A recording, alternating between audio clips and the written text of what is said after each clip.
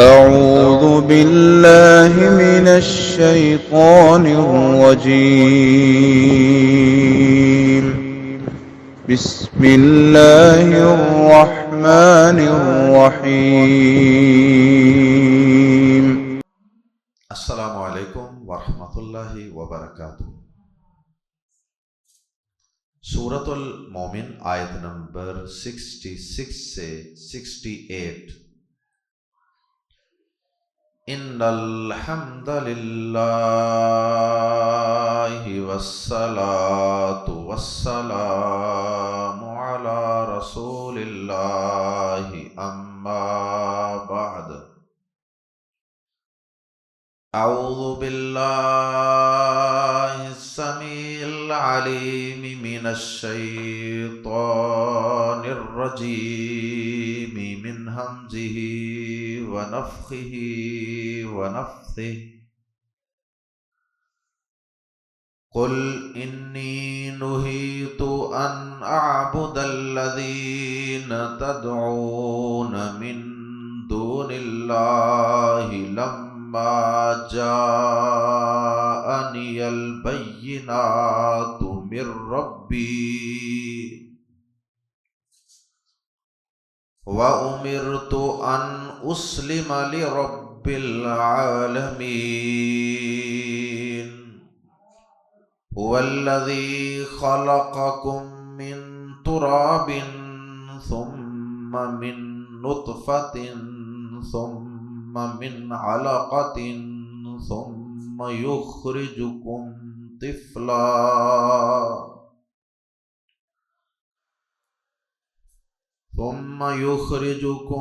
طفلا ثم لتبلغوا أشدكم ثم لتكونوا شيوخا ومنكم من يتوفى من قبل ولتبلغوا أجلا مسمى ولعلكم تعقلون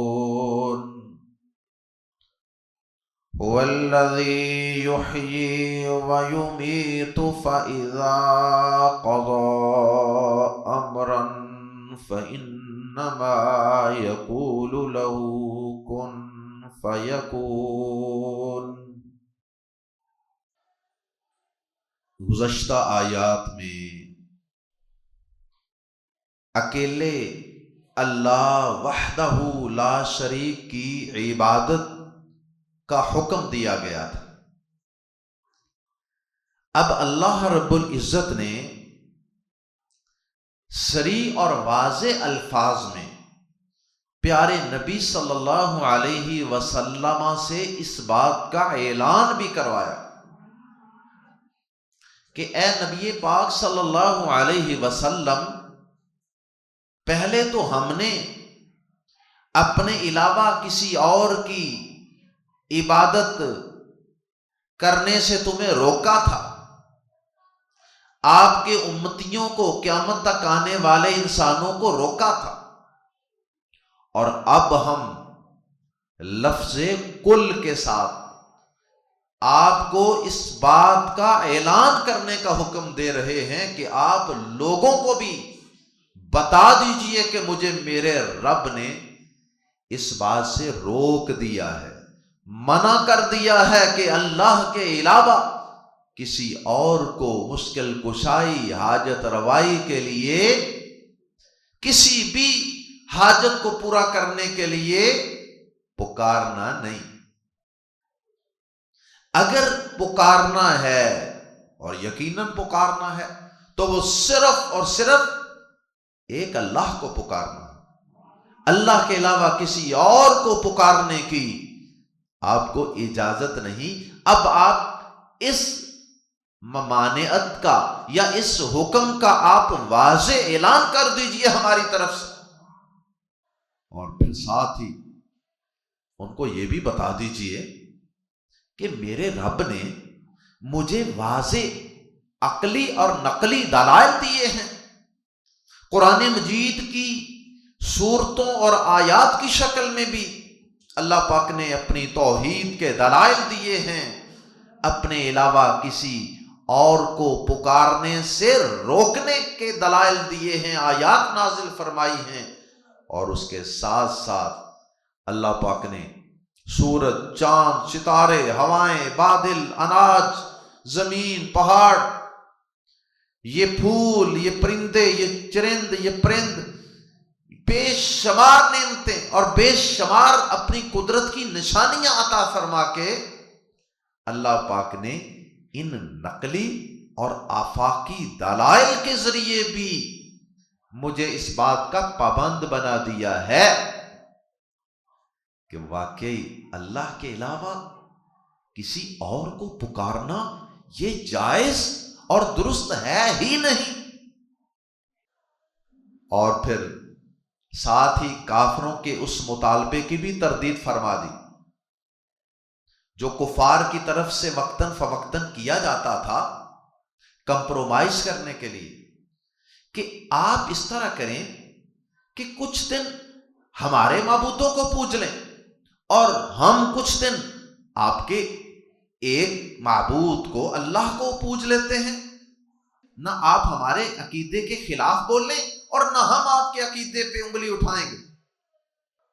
تو اللہ پاک نے اس بات کا بھی جواب دے دیا کہ اے پیارے حبیب صلی اللہ علیہ وسلم، توحید پر کمپرومائز ایک مسلمان، مومن اور اسلام کا پیروکار ہرگز نہیں کر سکتا۔ توحید تو سارے انبیاء کرام کی مشترکہ دعوت ہے، تو اس میں بھی کمپرومائز کر لیا تو پھر دین میں باقی بچے گا کیا؟ جیسا کہ سورہ قلم کے اندر بھی یہ موضوع تفصیل سے بیان کیا گیا ہے، اور اللہ پاک نے سورۃ الکافرون کے اندر بھی اس کا واشگاف الفاظ میں تذکرہ کیا اور تردید فرما دی، لکم دینکم ولی دین لا اعبد ما تعبدون ولا انتم عابدون ما اعبد۔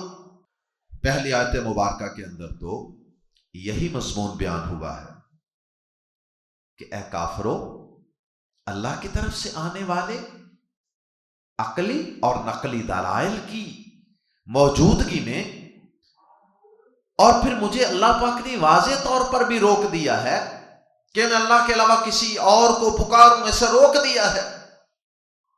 اب تمہارے اور ہمارے درمیان اس عقیدے پہ کوئی کمپرومائز نہیں، ہم تمہاری کوئی کمپرومائزنگ بات نہیں مانیں گے۔ اب اگر ہم بات مانیں گے تو رب العالمین کی بات مانیں، اس کی بات کے سامنے سر تسلیم خم کریں گے۔ یہ پہلی آیت مبارکہ، آیت نمبر 66 کا موضوع تھا۔ اس کے بعد اللہ پاک نے اگلی آیات میں انسان کی تخلیق کے مراحل کا بھی تذکرہ کیا اور دیگر بھی اپنی قدرت کی کچھ زبردست نشانیاں بیان فرما دیں جو یہ ثابت کرتی ہیں کہ واقعی اس کائنات کے ذرے ذرے، چپے چپے، پتے پتے کا مالک، خالق اور منتظم نظام چلانے والا صرف اور صرف وہ ایک اللہ ہے۔ لہذا انسانوں، اگر تم اپنی زندگی کی تخلیق پہ غور کر لو، اپنی زندگی کے مراحل اور سٹیجز پہ غور کر لو کہ اس اللہ نے تمہیں کن کن کمزور مراحل سے گزار کر ایک مضبوط نوجوان بنایا، اور اگر اتنے واضح دلائل پہ غور و فکر کرو گے تو پھر تم کبھی بھی اتنی طاقتوں، اتنے اختیارات اور اتنی قدرتوں والے رب کو چھوڑ کر کسی کمزور، بے بس، عاجز مخلوق کو نہیں پکارو گے۔ پھر تم ہمیشہ صرف اور صرف اللہ ہی سے مدد مانگو گے، اسی کو مشکل کشائی کے لیے پکارو گے، اسی کی عبادت کرو گے۔ تو اللہ پاک نے اپنی قدرت کی کچھ نشانیوں کا تذکرہ کر دیا، انسان کی تخلیق کے مراحل کا تذکرہ کر دیا کہ ہم نے کس طرح تمہیں سب سے پہلے ہم نے تمہیں ایک نطفے سے پیدا کیا، نطفے کے بعد ہم نے اسے ایک جمع ہوا خون بنا دیا، پھر ہم نے اسے ایک بوٹی کی شکل عطا کر دی، پھر ہم نے اس کے اندر آہستہ آہستہ ہڈیاں پیدا کرنا شروع کر دی، اور پھر اس کے بعد بے حد و حساب نظام سسٹم اس کے اندر پیدا کر دیے۔ آہستہ آہستہ وہ ایک خوبصورت بچے کی شکل اختیار کر گیا، اور پھر وہ دنیا میں آ گیا۔ دنیا میں آنے کے بعد بھی پھر ہم نے اس کا بچپن، پھر اس کا لڑکپن، پھر اس کی جوانی، پھر اس کی جوانی کا عروج، اور پھر اس کے بعد ادھیڑ عمری، بڑھاپا، انتہائی کمزوریاں، اور پھر اس کے بعد موت۔ تو اسی طرح ہم ایک مرحلے سے تمہیں اور گزاریں گے، اور وہ مرحلہ یہ ہے کہ قیامت کے دن تمہیں ہم ایک دفعہ پھر دوبارہ زندہ کریں گے۔ اللہ تعالیٰ نے اپنی توحید کے دلائل، اور اللہ پاک نے اس کے ساتھ ساتھ اپنی آخرت کے دلائل، مرنے کے بعد کی زندگی کے دلائل بیان کیے ہیں کہ جو رب یہ سارا کچھ کر سکتا ہے، اس کے لیے تمہیں دوبارہ زندہ کرنا کوئی مشکل نہیں۔ آئیے قرآن مجید کے الفاظ میں پڑھتے ہیں، قل کہہ دیجئے اے نبی پاک صلی اللہ علیہ وسلم، انی بے شک مجھے، انی کے اندر چھوٹی یا مجھے کا معنی دے رہی ہے، اور نہیتو کے آخر میں تاپشتو یہ بھی مجھے کا معنی دے رہی ہے۔ قل انی نہیتو، کہہ دیجئے، اعلان کر دیجئے، صاف واشگاف الفاظ میں اعلان کر دیجئے پیارے حبیب محمد کریم صلی اللہ علیہ وسلم، انی نہیتو، بے شک مجھے منع کیا گیا ہے۔ نہا ہوتا ہے نا، نہی عن المنکر، یہ اسی سے لفظ بنا ہے، نہا سے۔ نہیتو فعل ماضی مجہول ہے، انی نہیتو بے شک مجھے منع کیا گیا ہے، پیسو وائس، ان کے اعبدا، میں عبادت کروں۔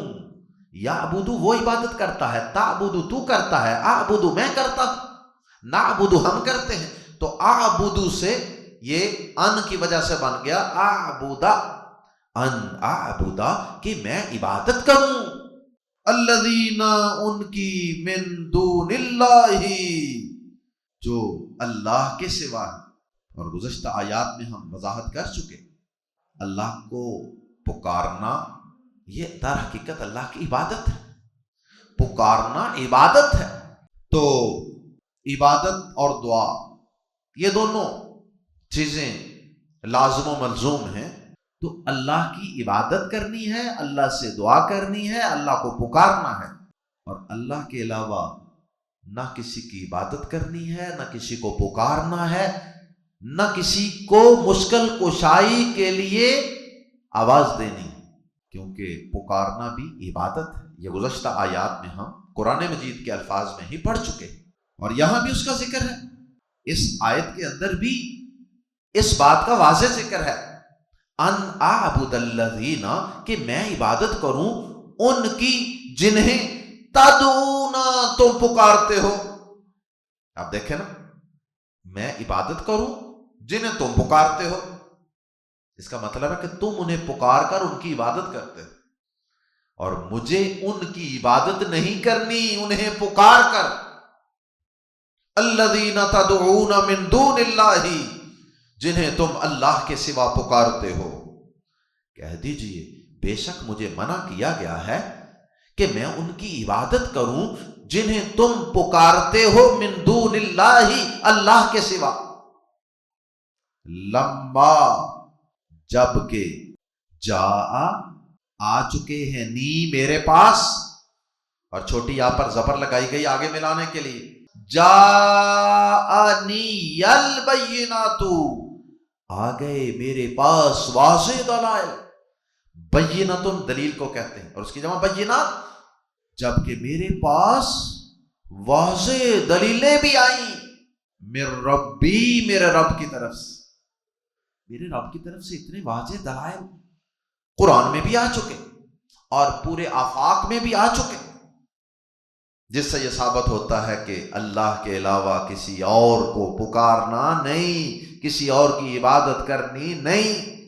مجھے بھی اللہ پاک نے منع کر رکھا ہے کہ میں ان کی عبادت کروں جنہیں تم اللہ کے سوا پکارتے ہو، جبکہ میرے پاس میرے رب کی طرف سے واضح دلیلیں آ چکی۔ وَأُمِرْتُ، اور مجھے حکم دیا گیا ہے، ان کے اسلما، کہ میں فرما برداری کروں، لی، اسلام اسی سے ہے، مسلم اسی سے ہے، ان اسلما، کہ میں جھک جاؤں، میں فرما بردار ہو جاؤں، میں سر تسلیم خم کر لوں، لی، کے لیے، رب العالمین، تمام جہانوں کے پروردگار کے لیے۔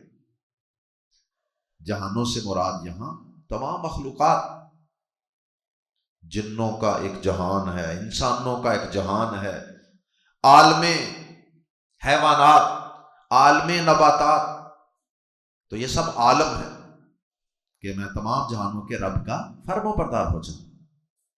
میری فرما برداری، میری عاجزی، میرا جھکاؤ، میری عبادت فقط اس کے لیے ہے کہ جس نے تمام مخلوقات کو، تمام کائنات کی ہر چیز کو پیدا کیا ہے، اور صرف پیدا ہی نہیں کیا، ان کا رب ہے، ربوبیت بھی وہ فرما رہا ہے، یعنی ان کی پرورش، ضروریات بھی وہی پوری کر۔ آگے اللہ رب العزت کی توحید کی مزید دلیلیں اور آخرت کی زندگی کے قائم ہونے کی، مرنے کے بعد دوبارہ زندہ ہونے کے دلائل۔ هو الذی، وہی ہے جس نے خلق، پیدا کیا تمہیں، من تراب، کچھ مٹی سے، ترابن کی تنوین کی وجہ سے ہم ترجمہ کر رہے ہیں، من، اور من کی وجہ سے بھی، من ترابن، کچھ مٹی سے، یا تھوڑی سی مٹی سے، یا حقیر سی مٹی سے۔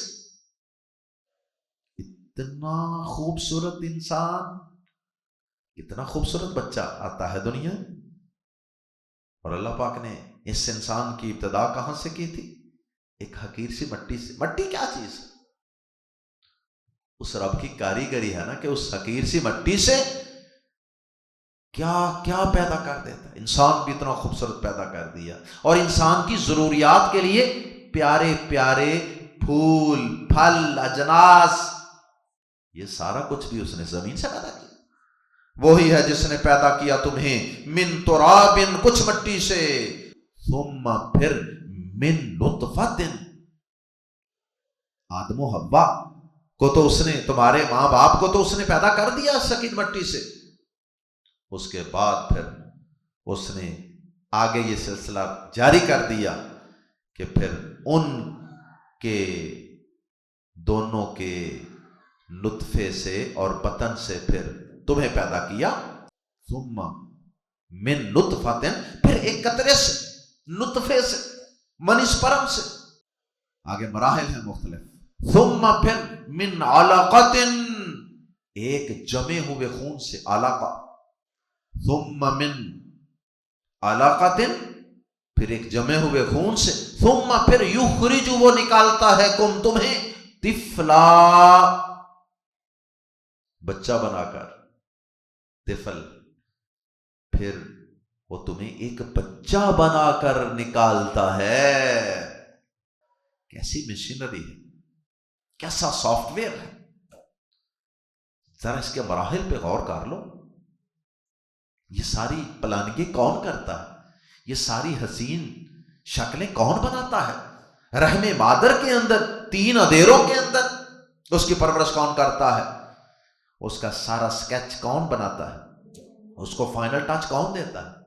ثم پھر اس نے تمہارے ساتھ یہ معاملہ اس لیے بھی کیا، لی، تاکہ تبلغو، تاکہ تم پہنچ جاؤ، بالغ یبلغ، پہنچنا، تبلیغ اسی سے ہے، لی تبلغو، تاکہ تم پہنچ جاؤ، اشدکم، اپنی جوانی کی، اشدہ، سب سے شدت طاقت والی سٹیج انسان کی زندگی کی جوانی ہے.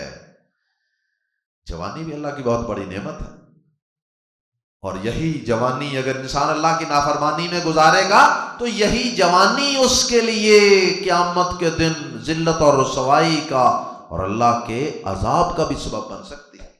ثم لتبلغوا اشدکم، پھر اس نے تمہارے ساتھ یہ سارا معاملہ اس لیے کیا تاکہ تم پہنچ جاؤ اشدکم، اپنی جوانی کو.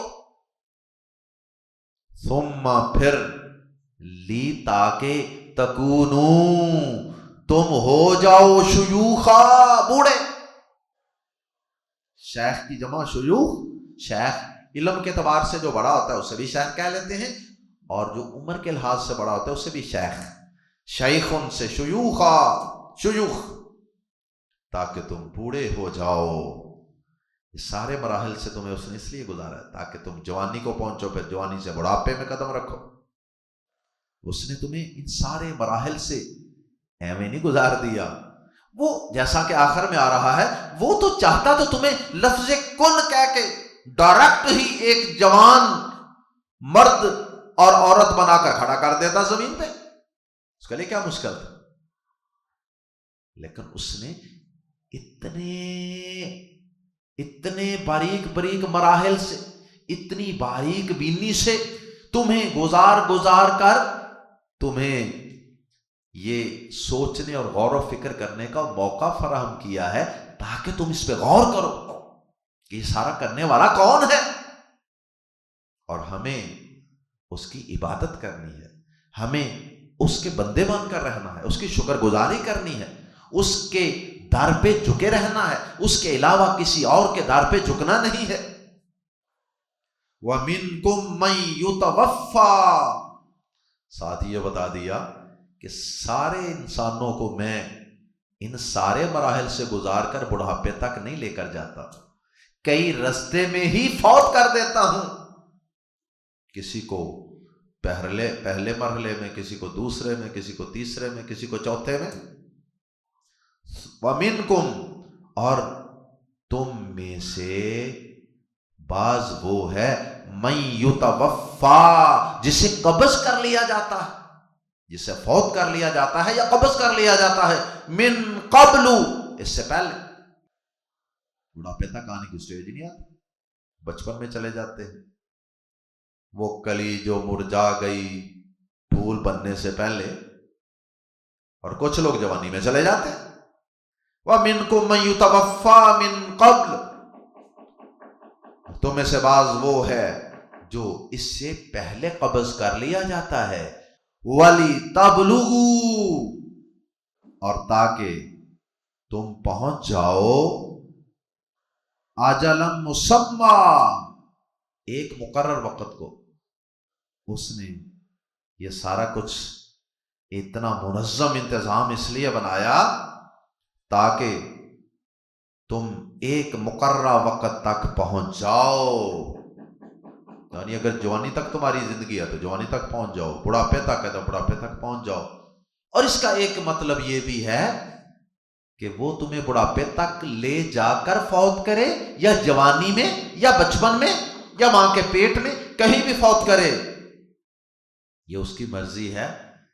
یہ سارا نظام اس نے اس لیے رکھا ہے، بالآخر موت کا سلسلہ اس لیے رکھا ہے تاکہ تم ایک وقت مقرر، یعنی قیامت بھی اس سے مراد ہو سکتی ہے، اجل مسمى، اس وقت مقرر تک پہنچو. موت آئے گی، قبر میں برزخ میں جاؤ گے، پھر اس کے بعد قیامت کے دن اٹھایا جائے گا. تو اجل مسمى سے مراد دنیا میں جو انسان کے لیے اللہ تعالیٰ نے ہر انسان کی زندگی مقرر کی ہے، موت کا وقت مقرر کیا ہے، یا تو وہ مراد ہے، اور یا پھر قیامت بھی مراد ہو سکتی ہے. وَلَعَلَّكُمْ، اور تاکہ تم تعقلون، عقل سے کام لو، غور و فکر کرو، سمجھو. یہ سارا کائنات کا نظام ایسے بے مقصد نہیں. یہ اتنے خوبصورت بچے جو اللہ تمہیں عطا کرتا ہے، ان پہ غور و فکر کیا کرو.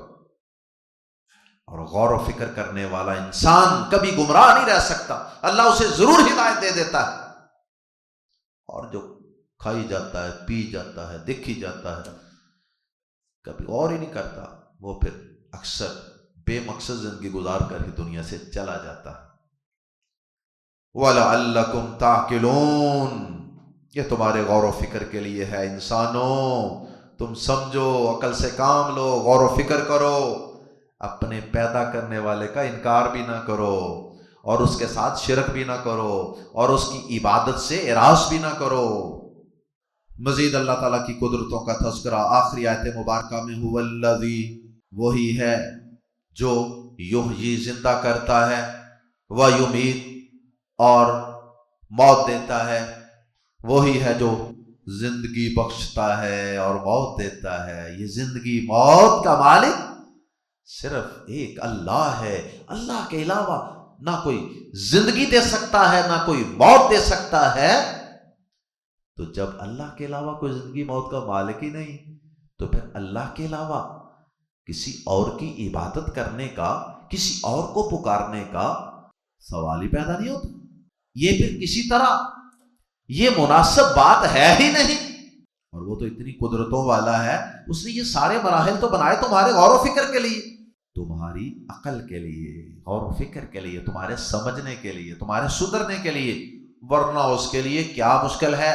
فَإِذَا قَضَى، پھر جب وہ فیصلہ کرتا ہے، امرن، کسی کام کا، فَاتو، انما، صرف، یقولو، وہ کہتا ہے، لہو، اس سے، اس کام سے، اس چیز سے، وہ صرف اتنا کہتا ہے، کن کن کن، ہو جا ہو جا، فَاتو، یکون، وہ ہو جاتا ہے۔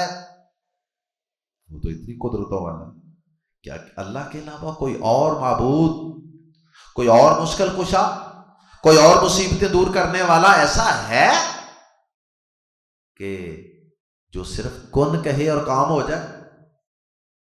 اللہ کے علاوہ کسی میں ایسی کوئی طاقت نہیں، کسی کا کوئی اختیار نہیں۔ اللہ کے علاوہ، اللہ کے مقابلے میں سب بے بس ہیں، کمزور ہیں، عاجز ہیں، خود مخلوق ہیں، خود اپنے نفع نقصان کے مالک نہیں ہیں۔ تو یہ آیات اللہ کی توحید اور آخرت کو بھی ثابت کرتی ہیں، اور یہ اللہ کی توحید اور آخرت کے دلائل کی اس سورہ مبارکہ میں غالباً آخری آیات ہیں۔ اس کے بعد یہ موضوع یہاں ختم ہو جاتا ہے۔ اللہ تعالی ہم سب کو اس کائنات میں اور قرآن مجید میں اور اپنی باڈی میں، اپنے جسموں میں، اپنی زندگیوں میں غور و فکر کرنے کی توفیق عطا فرمائے۔ اللہ ہمیں جب تک زندہ رکھے توحید کی سمجھ کے ساتھ زندہ رکھے، اور اللہ ہمیں اور ہماری قیامت تک آنے والی نسلوں کو شرک کی نحوست سے محفوظ فرمائے۔ اللہ ہمیں ہمیشہ اپنے عبادت گزار بندوں میں، اپنے فرما بردار بندوں میں شامل فرمائے۔ سبحانک اللہم و بحمدک، اشہد ان لا الہ الا انت، استغفرک و اتوب الیک۔